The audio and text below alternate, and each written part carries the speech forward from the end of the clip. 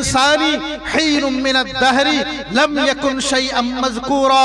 খেয়াল করো, তোমরা সেই সময়ের কথা যখন তুমি এক বিন্দু নাপাক পানি ছিলে, বাপের মাধ্যমে মায়ের গর্ভে যে নাপাক পানিটা পৌঁছেছিল, কে সেখান থেকে বাচ্চা তৈরি করেছিল? আফারাআইতুম মা তুমনুন আনতুম তাখলুকুনাহু আম নাহনুল খালিকুন। যে বীর্যপাত ঘটায় নারীর গর্ভে, সেই বীর্য থেকে বাচ্চা তৈরি করে কে? বাচ্চার অবয়ব গঠন করে কে? বাচ্চার আকৃতি প্রদান করে কে? তোমাকে নিশ্চিত রূপে ভাবতে গেলে, চিন্তা করলে তোমাকে বলতে হবে একমাত্র স্রষ্টা আল্লাহ রাব্বুল আলামিন। তিনি আমাদেরকে সৃষ্টি করেছেন এবং তিনি আমাদের মৃত্যুর অধিকারী। তিনি আমাদের মৃত্যু দিতে পারেন। জীবন এবং মৃত্যু তার হাতে। তিনি ইচ্ছা করলে কোনো মানুষকে 100 বছর বাঁচিয়ে রাখতে পারেন। তিনি ইচ্ছা করলে কোনো মানুষকে 1000 বছর বাঁচিয়ে রাখতে পারেন। তিনি ইচ্ছা করলে কোনো মানুষকে জন্মগ্রহণ করার পরে 1 ঘন্টার মধ্যে তাকে মৃত্যু দিতে পারেন। এই বিশ্বাস আমাকে করতে হবে। তো আল্লাহ পাক বলছেন, ফানজুর ইলা হিমারিকা ওয়ানজুর ইলা হিমারিকা। তোমার গাধাটার দিকে লক্ষ্য করো, তার হাড়গোড়গুলো সব ক্ষত হয়ে গেছে, সব ছড়িয়ে পড়ে আছে, হাড়টাড়গুলো সব ছড়িয়ে আছে। ওয়ালিনাজআলাকা আয়াতাল লিন্নাস। এবং এই ঘটনাকে আমি মানুষের জন্য, কিয়ামত পর্যন্ত যত মানুষ আসবে তাদের জন্য একটা নিদর্শন করে রাখব। উনজুর ইলাল ইযামি কাইফা নুনশিজুহা সুম্মা নাকসুহা লাহমা। ওজায়ের, তুমি তো তোমার নিজের বডি কিভাবে তৈরি হচ্ছে দেখলে, এবার তোমার গাধাটাকে কিভাবে জীবিত করি দেখো। উনজুরু ইলাল ইযামি কাইফা নুনশিজুহা সুম্মা নাকসুহা লাহমা। লক্ষ্য করো তোমার গাধার হাড়গুলো কেমন ভাবে আমি সন্নিবেশিত করছি। হাড়গুলো কঙ্কাল রূপ অবয়ব ধারণ করার পরে তার উপরে সুম্মা নাকসুহা লাহমা, আর সেখানে আমি মাংসের চাদর চড়িয়ে আবার গাধাটাকে কেমন ভাবে জীবিত করে দিলাম। হযরত উযায়ের আলাইহিস সালাম তিনি অবাক হয়ে গেলেন। 100 বছর পরে আবার জীবিত হলেন। জীবিত তো হলেন, গাধায় চড়ে যাচ্ছেন, কিন্তু 100 বছর পরে নিজের ঘরটাও তো বুঝতে পারছে না যে আমার ঘরটা কোথায় ছিল। আন্দাজে গেছে একটা বাড়িতে গিয়ে উঠেছে। 100 বছর হয়ে গেছে, উযায়েরের কথা তো কারোর মনেই নেই। যে মানুষটা 100 বছর আগে মরে গেছে, সে মানুষটার কথা আমরা কজন আর মনে রাখতে পেরেছি? তো উযায়েরের কথা তো সবাই ভুলে গেছে। 100 বছর হয়ে গেছে। তো উনি আন্দাজে একটা বাড়িতে গিয়ে উঠলেন। উঠে সেখানে দেখছেন যে একজন বৃদ্ধা মহিলা আছে, যার বয়স হচ্ছে 120 বছর। এই ঘটনাটা, এই অতিরিক্ত ঘটনাটা আল বিদায়া ওয়ান নিহায়ার মধ্যে হাফিজ ইবনে কাসির রাহমাতুল্লাহ আলাইহি লিখেছেন। সেই বৃদ্ধা মহিলা অন্ধ এবং পঙ্গু। হযরত উযায়ের আলাইহিস সালাম গিয়ে সেই বৃদ্ধাকে জিজ্ঞেস করছেন, এটা কি উযায়েরের বাড়ি? বৃদ্ধা হাউমাউ করে কেঁদে ফেললেন। বলছে, হ্যাঁ, এটাই তো উযায়েরের বাড়ি। কিন্তু তুমি কি করে জানলে? সে তো 100 বছর আগে বাড়ি থেকে বার হয়ে চলে গেছে, তার কথা তো সবাই ভুলে গেছে। কিন্তু মনে হচ্ছে তোমার আওয়াজ তো তার আওয়াজের সঙ্গে মিলছে। তিনি বলছেন, আমি উযায়ের। তখন সেই বৃদ্ধা বলছে, তুমি যখন বাড়ি থেকে বেরিয়ে যাও, তোমার বাড়ি যে কৃতদাসী ছিল, আমি সেই তোমাদের বাড়ির কৃতদাসী। তখন এই কৃতদাসীর বয়স ছিল মাত্র 20 বছর। এখন তিনি অন্ধ হয়ে গেছেন, পঙ্গু হয়ে গেছেন, বয়স হয়ে গেছে 120 বছর।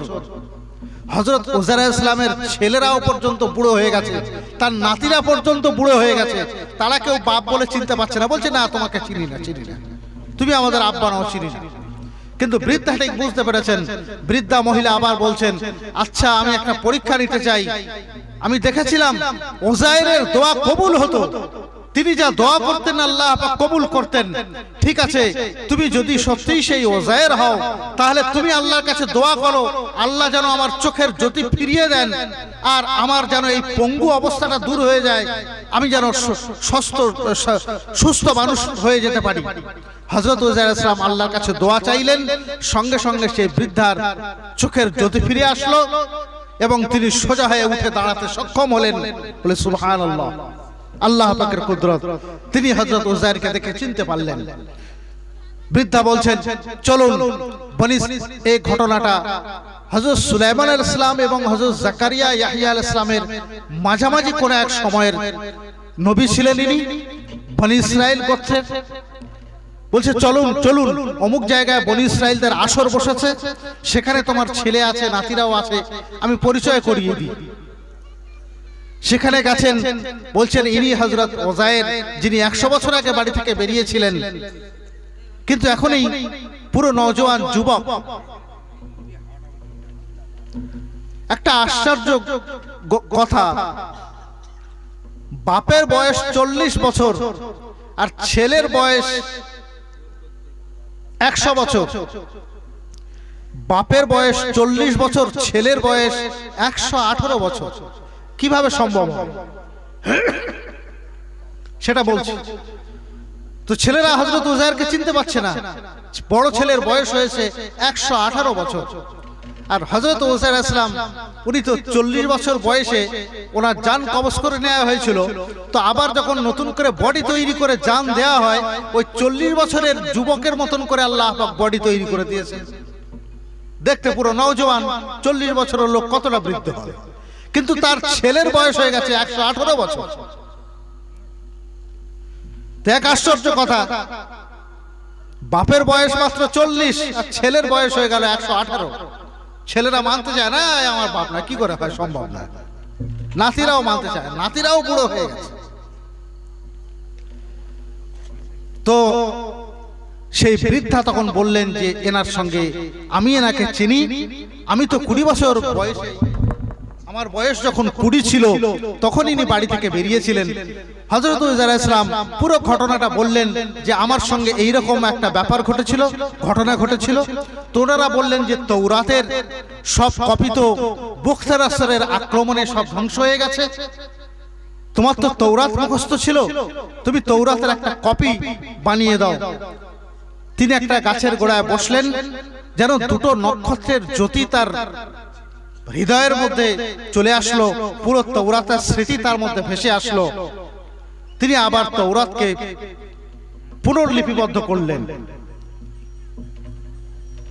তো হযরত উজায়ের আলাইহিস সালামের বয়স হলো মাত্র 40।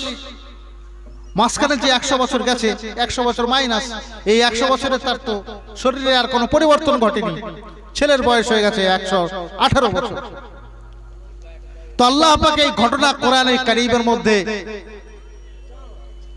দিয়ে উম্মতে মুহাম্মাদীকে বলছেন, কাইফা তাকফুরুনা বিল্লাহি ওয়া কুনতুম আমওয়াতান সুম্মা ইহয়িকুম সুম্মা ইউমীতুকুম সুম্মা ইহয়িকুম সুম্মা ইলাইহি তুরজাউন।